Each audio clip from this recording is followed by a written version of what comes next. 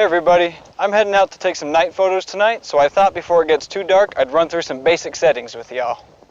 Night photography can be a lot of guesswork, so you want to go out beforehand, have a spot picked out so you're not wandering around in the dark. So typically for night photography, I like to use a wide angle lens. Today I'm going to be using the Tokina 11-16 f2.8. Arguably one of the most crucial components to night photography is having a good tripod. So first we're going to set our camera to manual. Now that we have that set, we're going to set our ISO. Every camera has its own limitations, but I'm going to set mine to 800. After that, we're going to open up that aperture as wide as possible, and last we're going to set our shutter speed. Use the 500 rule. You take 500 and divide that by your focal length to get your shutter speed. If you're shooting on a crop frame camera, multiply your focal length by 1.6. Now set your shutter speed at or slower than the speed determined.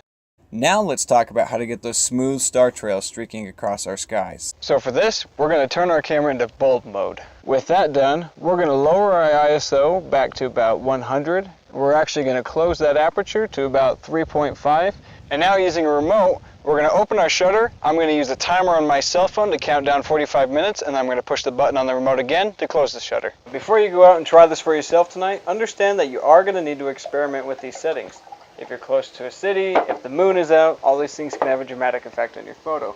So find out what works best for you and for your subject. Take care.